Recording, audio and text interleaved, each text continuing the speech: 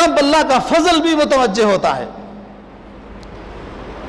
تو اپنے بیان میں طلبہ کو، اپنے شاگردوں کو، اور ان کے شاگرد بھی سب تابعین ہیں صحابہ کرام رضی اللہ تعالیٰ عنہ، 4 باتیں فرمایا کرتے تھے قسم اٹھا کر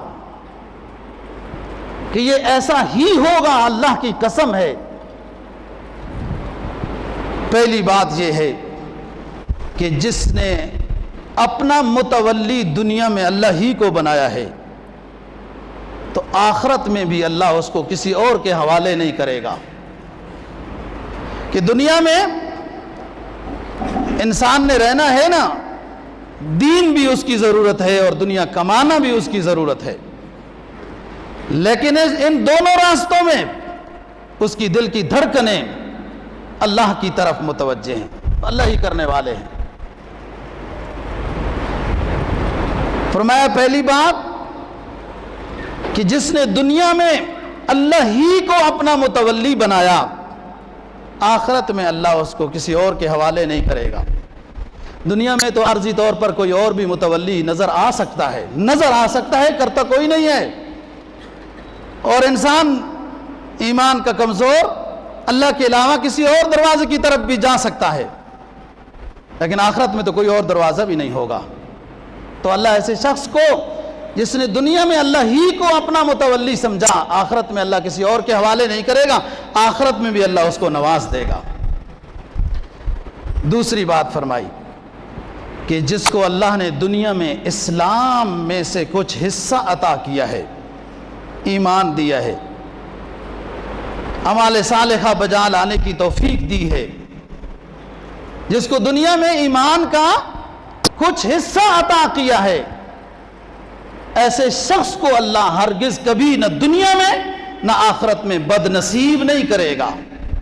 دنیا میں بھی نوازے گا، آخرت میں بھی۔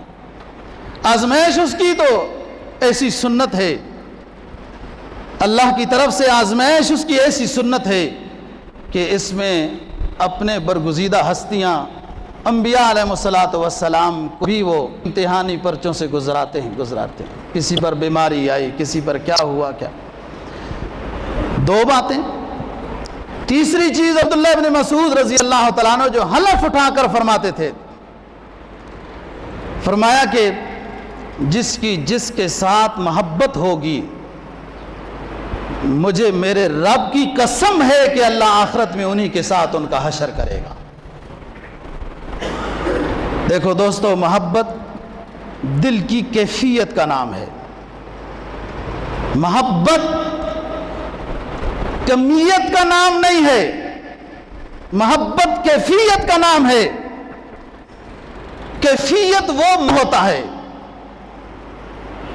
کہ جو کہیں نہ سما سکے وہ ذرا سے دل میں آ جائے، یہ کیفیت ہوتی ہے۔ کمیت تو گنتی ہوتی ہے، ڈھیر ہوتے ہیں، اس کو کمیت کہتے ہیں۔ کیفیت مقام محبت کا نام ہے، یہ نظر نہیں آتی۔ جس اللہ اور اللہ کے رسول کے ساتھ محبت ہے اور اس محبت میں وہ سچا ہے تو اس کا عکس پھر نظر آئے گا، اس کے گفتگو میں، اس کے لباس میں، اس کی وضاحت میں، اس کے اٹھنے بیٹھنے میں، اس کے نماز روزے میں، ہر چیز میں اطاعت نظر آئے گی، بندگی نظر آئے گی۔ اور یہ ہے محبت کہ جب تیرے غلاموں میں بھی نمایاں جو تیرا عکس کرم نہ ہوتا۔ میں کئی دفعہ دوستو یہ بات کر چکا ہوں کہ باہر سے آنے والا صحابی نبی پاک صلی اللہ علیہ وسلم کو جس نے آج پہلی دفعہ دیکھنا ہے، آپ صحابہ کرام رضی اللہ عنہم کے مجمع میں تشریف فرما ہیں، تو اس کو پوچھنے کی ضرورت کیوں پیش آتی تھی کہ من محمد؟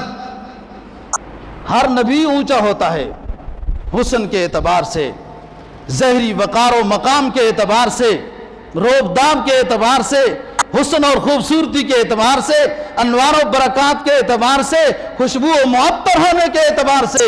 تو باہر سے آنے والے دیہاتی صحابی کو یہ پوچھنے کی ضرورت کیوں پیش آتی تھی من محمد؟ کون ہے تم میں سے محمد؟ میں اس کو دیکھنے کے لیے آیا ہوں۔ کیوں ضرورت پیش آتی تھی؟ اس لیے کہ نبی پاک صلی اللہ علیہ وسلم کی جتنی جماعت آپ کے قریب تھی وہ سب اسی طرح کے لب و لہجے وضاقتہ لباس میں تھے، پہچان مشکل ہو جاتی تھی۔ جیسے آپ کی داڑھی ایسے صحابہ کی داڑھی، جیسے آپ کی مونچھیں ایسے صحابہ کی مونچھیں، جیسے آپ کی پگڑی ایسے صحابہ کی پگڑی، جیسے آپ کا لباس ایسے صحابہ کا لباس، جیسے گفتگو آپ کی صحابہ کرام رضی اللہ تعالیٰ عنہ۔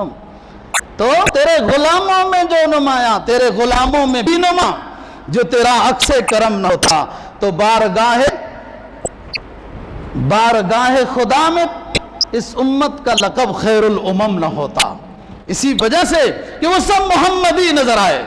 قرآن نے تو اس لیے اعلان کیا نا ایمان والوں کو، فَإِنْ آمَنُوا بِمِثْلِ مَا آمَنْتُمْ بِهِ فَقَدْ اهْتَدَوْا، میرے نبی کی جماعت جیسے بنو گے ایمان وغیرہ تمام چیزوں میں تو پھر ہدایت والے ہو۔ اگر میرے نبی کی جماعت کی طرح ایمان ہر چیز نہیں بنائی تو پھر محبت وہ باہر نہیں آئی۔ تو میں بتا رہا ہوں تیسری بات حضرت عبداللہ ابن مسعود رضی اللہ تعالیٰ عنہ کی، کہ فرمایا کہ اللہ کی قسم جس کے ساتھ تمہاری محبت ہوگی انہی کے ساتھ تمہارا آخرت میں حشر ہوگا۔ اور محبت میں بھی بتا چکا ہوں، تفصیل نہیں، خلاصہ کیفیت قلب ہے، وہ کسی کو نظر نہیں آتی، صرف وہ جانتا ہے، اور اس کا عکس ظاہر پہ نظر آتا ہے نبی پاک صلی اللہ علیہ وسلم کی اطاعت۔ اور چوتھی چیز فرمایا جس گناہگار کے گناہوں کا پردہ اللہ رب العزت نے دنیا میں رکھ دیا ہے، اس نے کوئی گناہ کے اللہ نے پردہ رکھا ہے، فاش نہیں کیا، اور اس نے اپنے گناہوں کی معافی مانگ لی، وہ رب آخرت میں بھی اس کے گناہوں پہ پردہ رکھے گا۔ لیکن اس مقام سے جو اللہ نے اس کو نوازا ہے اور دنیا میں اس گناہگار کو رسوائی سے بچایا ہے، تو اس کے ذمہ بھی یہ حق ہے کہ پھر آئندہ یہ گناہ نہ کرے اور اپنی توبہ پر پکا رہے۔ حضرت فاروق رضی اللہ تعالیٰ عنہ جناب نبی پاک صلی اللہ علیہ وسلم کی خدمت میں حاضر ہوئے اور آپ رو رہے تھے۔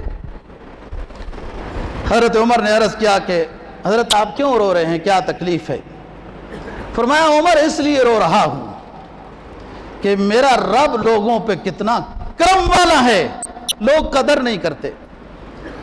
میرا رب لوگوں کے سفید بالوں سے حیا کر کے ان کو عذاب نہیں دے گا، سفید بالے والے میرے رب کی قدر نہیں کرتے، اس پہ رو رہا ہوں۔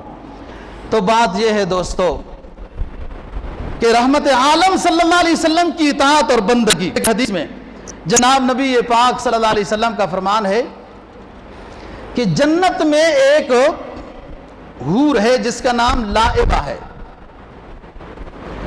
عناصر اربع سے وہ پیدا کی گئی ہے، مشک، عنبر، زعفران اور کافور۔ جیسے ہم مٹی، آگ، پانی، اس طرح ہمارا مزاج کیا ہے، بلغمی، صفراوی، سوداوی، فلان، اس لیے کہ ہم دنیا کی اسی طرح کی چیزوں سے عناصر اربع جو یہی ہیں، تو کوئی بلغمی مزاج، کوئی فلانا مزاج، وہ عناصر اربع سے پیدا کی گئی، مشک، عنبر، کافور، زعفران سے۔ اور اگر دنیا میں وہ کڑوے سمندر کثیر ہے نا، ایک لعاب کا اپنے لعاب کا ایک دے تو سب سمندر میٹھا ہوئے گا۔ اپنے آنچن، اپنے دوپٹے کی ایک جھلک دنیا میں دے کے واپس لے جائے، دنیا میں سب بدبو ختم ہو جائے گی، معطر ہو جائے گی سب۔ یہ حور دعا کرتی رہتی ہے کہ یا رب اپنے اطاعت اور اپنے حبیب کی اطاعت کرنے والوں کے لیے مجھ جیسی عورتیں ان کے نکاح میں آخرت میں کر دینا، یہ دعا کرتی رہتی۔ لیکن اس میں شرط وہی ہے اللہ اور اللہ کے رسول کی اطاعت۔ یا رب مجھے دنیا میں جینے کا قرینہ دے، یا رب مجھے دنیا میں جینے کا قرینہ دے، میرے دل ویراں کو، میرے دل ویراں کو انوار مدینہ دے، یا رب مجھے دنیا میں جینے کا قرینہ دے، میرے دل ویراں کو انوار مدینہ دے، یا رب سیلاب معاصی کو طاعت کا سفینہ دے، یا رب سیلاب معاصی میں ہوں، میرے سیلاب معاصی میں مجھے طاعت کا سفینہ دے، اور میری ہستی کو انوار یزدانی دے، یہ اندھیروں والی بگڑی ہوئی میری ہستی کو اپنے رحم و کرم والی روشنی عطا کر، یا رب میری ہستی پر کچھ خاص کرم فرما،